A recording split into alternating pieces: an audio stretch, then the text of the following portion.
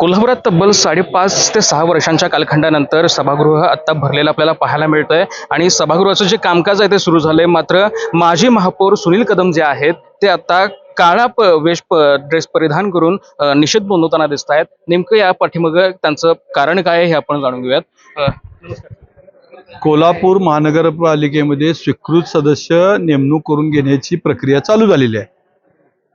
या सगळ्या गोष्टीमध्ये ज्यांनी कोल्हापूर शहराच्या हितास बाधा आणली, कोल्हापूर महानगरपालिकेमध्ये मोठ्या कंपन्यांना कामं देऊन भ्रष्टाचार केला, अशा माणसांना याच्यामध्ये सामावून घेऊ नका, याच्यासाठी माझा काळा देश घालून निषेध नोंदवायचं काम केलं आहे. आणि सभागृहात मी महापौरांना सुद्धा निवेदन द्यायला निघालेलो आहे. हे निवेदन नेमकं कोणत्या स्वरूपातलं असतं? ते सगळं त्याचे सगळे जे कारनामे आहेत, घरपाळ्याचे असतील, अनेक ठिकाणचे बाकीचे असतील, त्याच्यामध्ये हे सगळे कारनामे त्यांना निवेदन, आणि त्यांना तो अधिकार आहे, महापौरांना अधिकार आहे अशा लोकांना रिजेक्ट करायचा.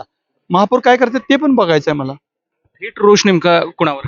थेट रोज कॉप्ट करून घेत असताना ज्यांनी ही नावं दिली त्यांना हे काय आहेत हे त्यांना माहिती आहे.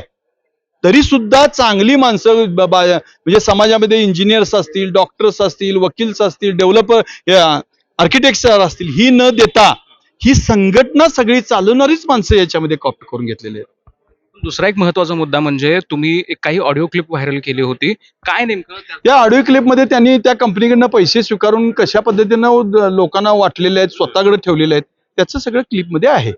नेमके कोण आहे ते सुनील जबरचंद मोदी यांनीच हे सगळं यांचे हस्तक पण आहेत ना खाली. एक सामाजिक संघटनेत काम करणारे रमेश मोरे नावाचे सारखे आयुक्तांना इथं निवेदन द्यायला येतात, त्याचे हे सगळेच आहेत. बाकीचे आणि 2-3 आहेत, तुम्ही ऐकलं म्हणजे तुम्हाला नावं येतील ना त्यात. पुढची नेमकी तुमची पुढची भूमिका मी महापौरांना देणार, आयुक्तांना भेटणार आणि कोर्टाचा दरवाजा ठोठावणार. कोर्टाचा दरवाजा ठोठावायला बाकी सुनील मोदींनी देखील यामध्ये काही असं हस्तक्षेप केलेला आहे असं वाटतंय तुम्हाला? 100% ते चेअरमन तिन्हीच काम दिलं, त्यांचाच आवाज ऐकायला दिला ना मी. तुम्ही कशा पद्धतीने काम दिलं, कशा पद्धतीने पैसे घेतले, परत त्या कंपनीकडे कशा पद्धतीने पैसे मारले, याचं रेकॉर्डिंग आहे ना. जसं की आता आपण पाहिलं माजी नगरसेवक आणि आत्ताचे उभाटाचे जे काही स्वीकृत नगरसेवक आता ज्यांचं नाव जाहीर झालं होतं ते सुनील मोदी यांच्यावर थेट रोष माजी महापौर सुनील कदम यांनी आपल्याला जाहीर केलेला आपल्याला पाहायला मिळाला. आता नेमकं या पुढे नेमके हे प्रकरण नेमकं कुठं जातंय आणि कसं होतंय हे आपल्याला नक्कीच आपल्याला थोड्या वेळात आपल्याला कळेल.